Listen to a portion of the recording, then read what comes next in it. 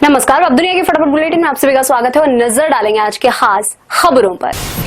उत्तराखंड के उत्तरकाशी जिले में धराली गांव में मंगलवार को बादल फटने के कारण खीरगंगा नदी में आई विनाशकारी बाढ़ में 4 लोगों की मौत हो गई है और 130 से अधिक लोगों को बचा लिया गया है। 50 से अधिक लापता हैं। एनडीआरएफ, एसडीआरएफ समेत कई एजेंसियां राहत और बचाव कार्य में जुटी हुई है।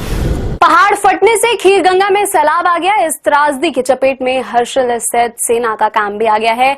यहां तैनात 14 राजपुताना यूनिट के करीब 9 जवान लापता हैं। आर्मी कैंप में तबाही के बाद भी कर्नल हर्षवर्धन 150 कर्मियों के साथ राहत और बचाव कार्य में जुटे हुए हैं। उत्तराखंड में भारी बारिश से मचा हाहाकार। केदारनाथ धाम जाने वाला राजमार्ग सोनप्रयाग और गौरीकुंड के मध्य मलबा पत्थर आने से बाधित है। मंदाकिनी नदी भी उफान पर है। श्रद्धालुओं की सुरक्षा की दृष्टि से केदारनाथ यात्रा रोक दी गई है। उत्तराखंड में उत्तरकाशी जिले के धराली गांव में आई विनाशकारी बाढ़ से यहां स्थित प्राचीन शिव मंदिर कल्प केदार मलबे में दब गया है। ऐसा बताया जा रहा है कि पिछली बार आई किसी आपदा के कारण यह मंदिर कई वर्षों तक जमीन के नीचे दबा रहा था तथा केवल इसका ऊपरी हिस्सा ही दिखाई देता था। कुतरे शैली में निर्मित इस शिव मंदिर की वास्तुकला केदारनाथ धाम की तरह दिखता है। उत्तराखंड में हरिद्वार के पास भूस्खलन के कारण पटरियों पर एक बड़ा पत्थर गिर गया। उत्तर रेलवे ने हरिद्वार देहरादून मार्ग पर रेल परिचालन मंगलवार शाम को स्थगित कर दिया। कुछ ट्रेनों को आंशिक रूप से रद्द कर दिया गया है, जबकि कुछ को गंतव्य से पहले ही रोक दिया गया। ट्रैक को ठीक करने का काम जारी है। डोनाल्ड ट्रंप की धमकी। रूस से तेल खरीदने के कारण 24 घंटों में भारत पर लगाएंगे भारी टैरिफ। कहा, भारत एक अच्छा व्यापारिक साझेदार नहीं रहा है। वे हमारे साथ बहुत ही व्यापार करते हैं, लेकिन हम उनके साथ व्यापार नहीं करते। अमेरिका भारत पर पहले ही 25% टैरिफ लगाने की घोषणा कर चुका है।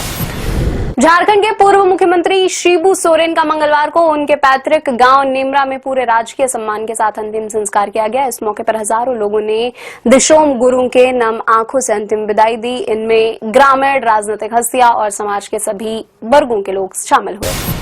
राजस्थान राज्य के पथ परिवहन निगम ने विभिन्न श्रेणी की बसों की किराए में प्रति किलोमीटर 10 पैसे की वृद्धि की है। सेमी डिलक्स बसों के लिए यह वृद्धि 12 पैसे की है। डिलक्स नॉन एसी श्रेणी के बसों के लिए 15 पैसे प्रति किलोमीटर की बढ़ोतरी की गई है। वातानुकूलित बसों में किराए में भी 15 पैसे किलोमीटर की वृद्धि है, जबकि वातानुकूलित श्रेणी की सुपर लग्जरी बसों में 20 पैसे प्रति लीटर किलोमीटर महंगी हो गई है।